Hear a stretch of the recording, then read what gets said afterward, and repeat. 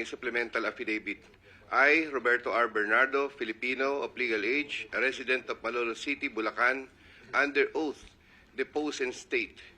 During the proceedings before the Department of Justice and National Bureau of Investigation Case Build-Up Task Force, in connection with the ongoing Senate Blue Ribbon Committee investigations regarding irregularities in certain flood control projects, I was asked to clarify certain matters set forth in my affidavit dated September 25, 2025, which I earlier subscribed and sworn to before the Senate Blue Ribbon Committee.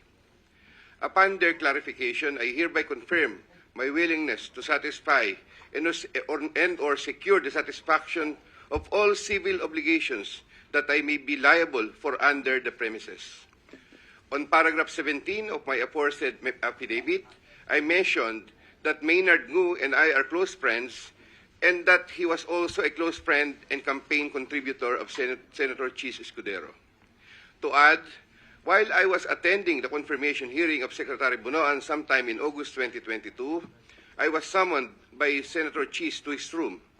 When I got there, he told me, "Hindi na ako bababa sa CA. Marami pa akong kulang na streetlight sa Sorsogon. Ano ba magagawa nyo para sa akin?" I replied, "Kakausapin ko po si Sec Bunoan kung paano ang gagawin." I relayed to Secretary Bunoan what Senator Chis told me. Subsequently, I received from the brother-in-law of Senator Chis Escudero a list of projects which included the aforesaid streetlights project. He asked me to confirm if that streetlights project was the one for Senator Chis, which I did. Sometime in 2023, Maynard Ngu told me to go to Cork and meet Senator Chis Escudero, which I did.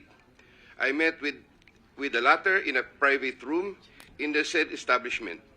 While we were drinking wine, he told me, "Alam ko naman ang galawan nyo dyan sa DPWH. Okay naman ako.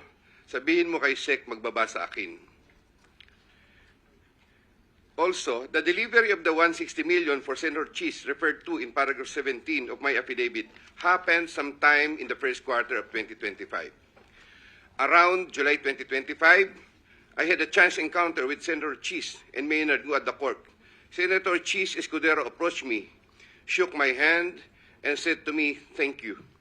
I reserve the right to submit such further statements as may be warranted. I attest to the truth of the foregoing statements based on my personal knowledge and authentic records. This supplemental affidavit was executed in the assistance of a counsel. In witness thereof, I have hereunto affixed my signature this day of September 2025 at Metro Manila." I sign po, Mr. Chair.